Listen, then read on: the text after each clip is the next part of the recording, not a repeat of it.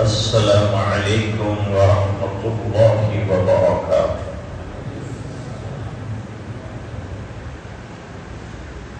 بسم اللہ الرحمن الرحیم۔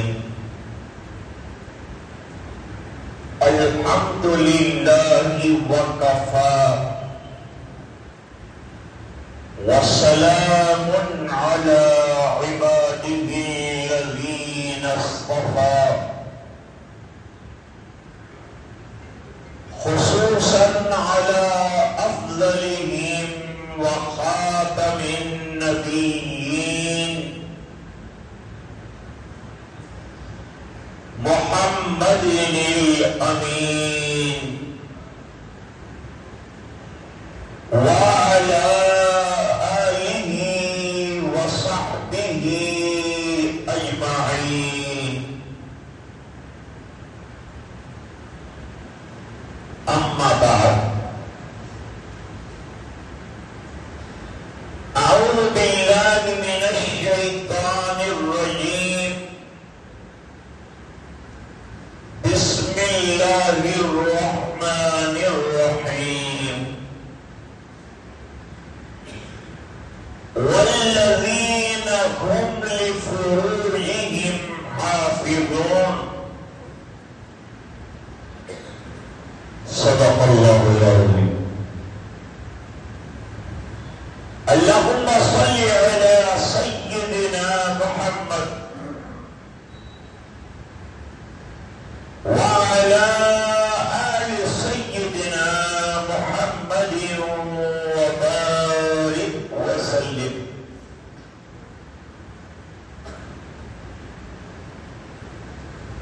واجب الاحترام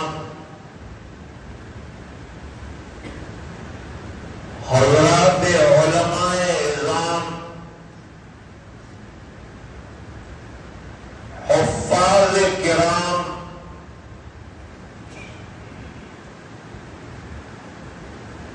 نکاح کے عنوان سے تشریف لائے ہوئے مہمانان،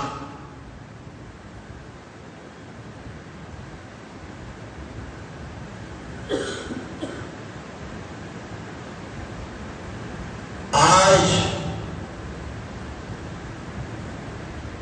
دو تقریبیں جمع،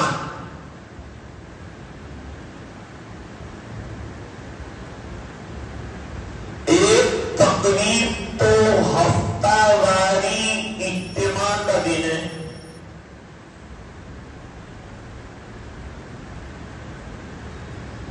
دوسری تقریب حضرت مولانا اقبال صاحب اشرفی مد اللہ ظلہ کی صاحبزادی کا عقد مسنون ہے۔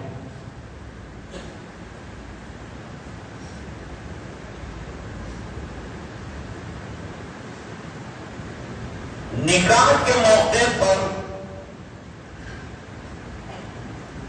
میرے والد صاحب رحمت اللہ علیہ 15 منٹ کی تقریر کرتے تھے، کیونکہ نکاح کے موقع پر آنے والے حضرات کا بیان سننے کا موڈ نہیں ہوتا،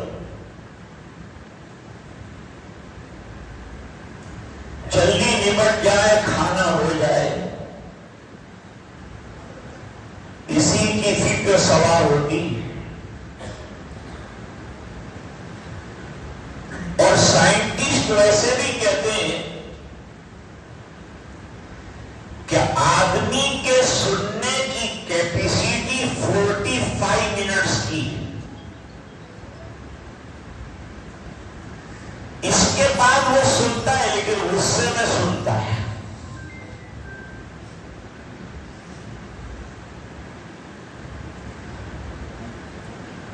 تو آپ کہیں کہ بند کرو، اس سے پہلے میں ختم کروں گا۔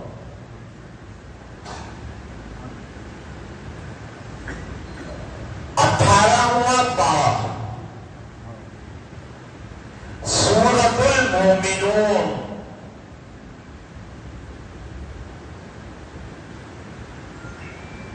اس میں اللہ تعالیٰ نے مومنین کاملین و و فائزین کی 7 صفات بیان فرمائی.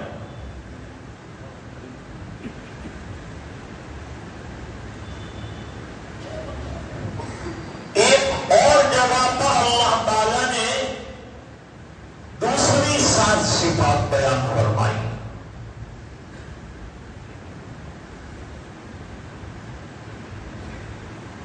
مومنین کی صفات میں سے ایک صفت اور ایک کوالٹی پاک دامنی.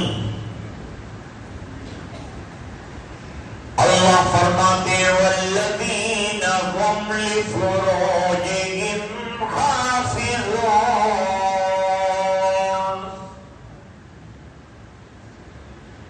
اور مومنین وہ ہیں جو پاک دامنی کا خیال رکھتے ہیں، اپنی شرمگاہوں کو ناجائز مقام پر استعمال کرنے سے بچتے ہیں.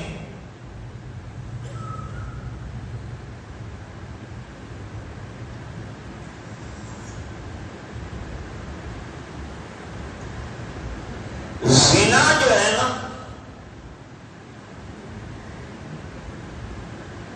اس کی تشریح شریعت مقدسہ میں بہت واسط ہے.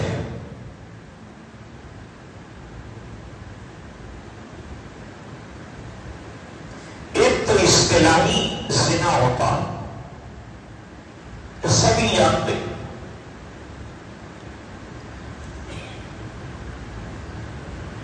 اور نبی کریم صلی اللہ علیہ وسلم نے فرمایا اور بھی زنا کی اقسام.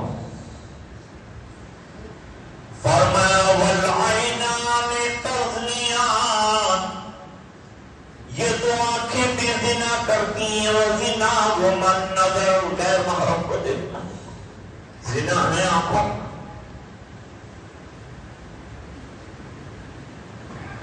مشائخ فرماتے ہیں کہ موبائل پر بھی غیر محرم کو دیکھنا اسی طرح کا گناہ رکھتا ہے. بیماری عام ہے دوستو. اچھا، غیر محرم سے گفتگو کرنا زبان کا زنا،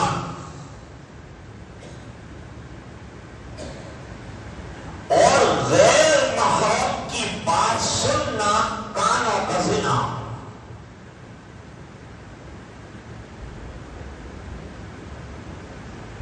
بڑا زنا تو اس کے بعد آتا ہے. یہ ان زنا کے اسباب ہیں، اور شریعت مقدسہ نے گناہ سے پہلے اسباب گناہ پر روک گئی تاکہ گناہ تک نہ پہنچے. اب تھوڑا اس کو واضح کرتا ہوں. صلح حدیبیہ سن 6 ہجری میں ہوئی.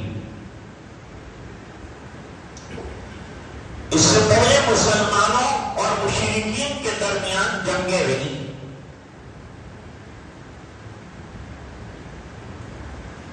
صلح حدیبیہ کے موقع پر یہ سیرت کا بہت بڑا عنوان ہے. صلح حدیبیہ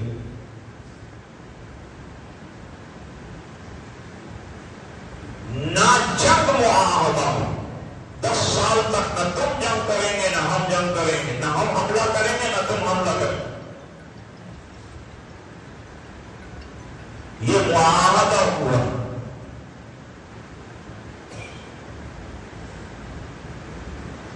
مکے والوں کو تو تجارت کا موقع ملا کیونکہ جنگ بند ہو گئی، اب تجارت میں لگے. نبی کا کام کیا ہے؟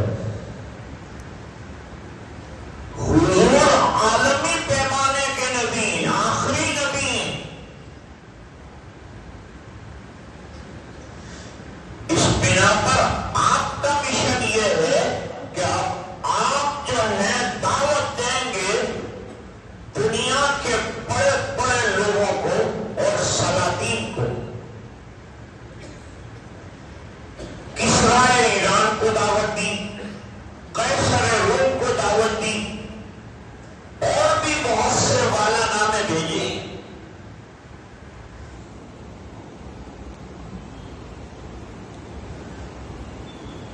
ایک بات یاد رکھیے، انسانیت میں سب سے اونچا مقام نبوت کا ہے۔ اللہ کسی انسان کو بہت بڑا بنانا چاہتے ہیں تو نبی بنا سکتے، نبوت سے اونچا مقام۔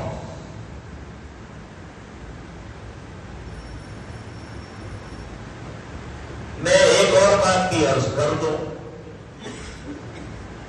ہمارے مکاتب کو لوگ بیکار سمجھتے ہیں، کیا پڑھاتے ہیں اس کے اندر الف با پڑھا، نہیں، ہمارے مکاتب میں بنیادی چیز عقائد پڑھائی جاتی۔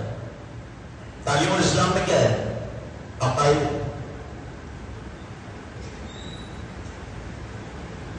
تو عقیدے میں خالی یہ کہنا کہ لا الہ الا اللہ، اللہ کے علاوہ کوئی معبود نہیں ہے، یہ توحید ہے۔ توحید کی پھر دو اقسام ہے، توحید ربوبیت، توحید عبودیت، یہ الگ الگ توحید ہے، ایک ہی۔ پھر دوسرا نمبر آتا ہے محمد رسول اللہ۔ وہاں بچے کو استاد یہ بات ضرور بتائیں اور ترجمے میں یاد کرائیں کہ محمد رسول اللہ صلی اللہ علیہ وسلم اللہ کے بندے اور سب سے آخری نبی ہیں، اور آپ کے بعد کوئی نیا نبی نہیں آئے گا۔ ذہن میں بٹھا دیجیے تاکہ بعد میں آنے والے فتنوں میں ہمارے بچے کا عقیدہ اگر مضبوط ہوگا ویسے فتنوں کے زمانے میں بچ جائے گا۔ حضور خالی نبی نہیں، خاتم النبیین ہیں، سردار انبیاء ہیں، سرتاج انبیاء، امام الانبیاء۔ سرکار نے والے نامہ تمام دعوت نامے بھیجنا شروع کیا سن 6 ہجری۔ اطراف میں بڑے بڑے صحابہ کرام کو دین کی دعوت کے لیے بھیجا۔ قیصر روم کے پاس جس کا نام ہرقل لکھا ہے، انگریزی میں ہرکیولس کہتے ہیں،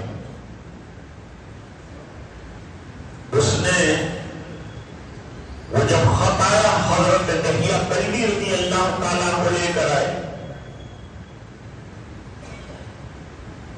تو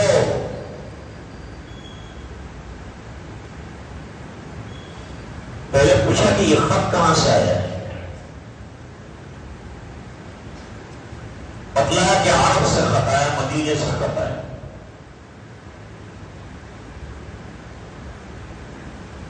دہیہ کلبی نے بتایا کہ نبی ہیں اور آخری رسول ہیں، انہوں نے آپ کو اسلام کی دعوت دی۔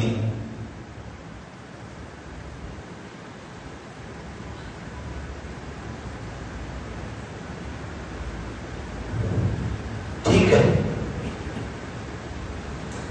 ان کا کوئی قافلہ، عرب والوں کا کوئی قافلہ ہمارے علاقے میں ہے کیا؟ تو بتلایا کہ ایک قافلہ تجارت کے لیے آیا ہوا ہے۔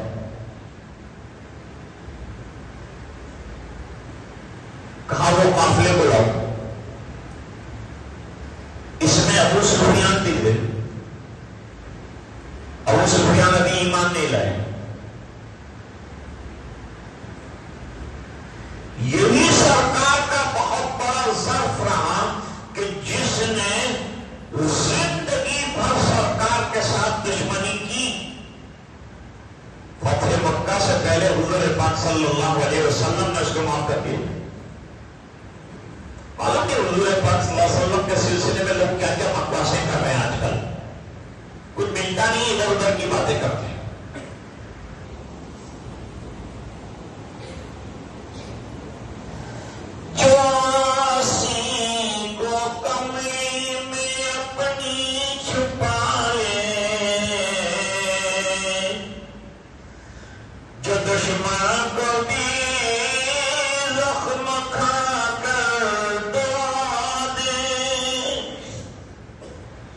اسے اور کیا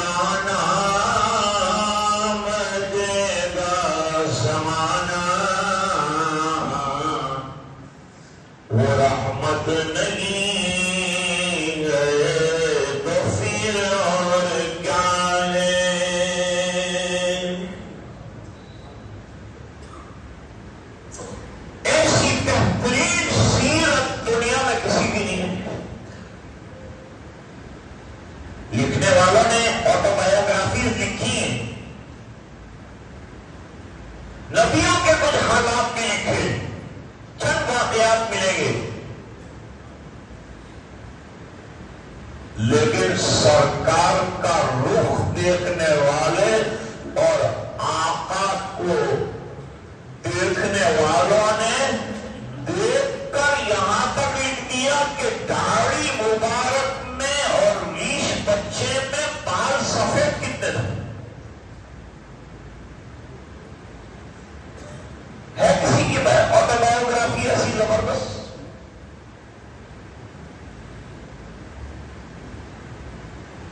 مدینہ منورہ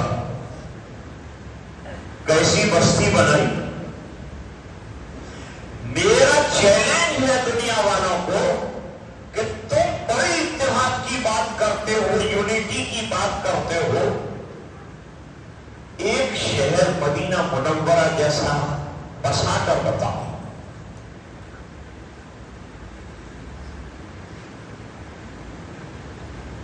جہاں خود بھوکے رہ کر پڑوسی کو کھانا کھلایا جاتا تھا، جہاں قیدی کو چارپائی پر سلایا جاتا تھا اور مکان کا مالک زمین پر سوتا تھا، جہاں قیدی کو جو کی روٹی کھلائی جاتی تھی اور خود سوکھی روٹی کھاتے تھے. یہ تو قیدیوں کے ساتھ سلوک. یہ اس میں ملے گی سرکار کی سیرت. وہاں ڈھونڈو.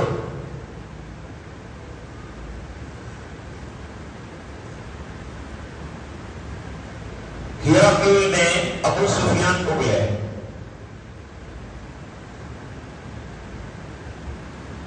بلا کر کہا کہ بھئی یہ حجاز میں مکہ مکرمہ میں کسی نے کوئی دعوت کی ہے؟ کہا ہاں کیا. کون؟ نام کیا؟ محمد صلی اللہ علیہ وسلم. ذرا درود شریف بھی پڑھا کر اتنے کنجوس کیوں ہو گیا؟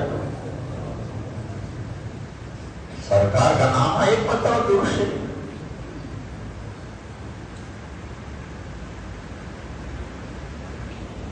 یاد رکھو کہ محمد ذاتی نام ہے اور احمد وصفی نام.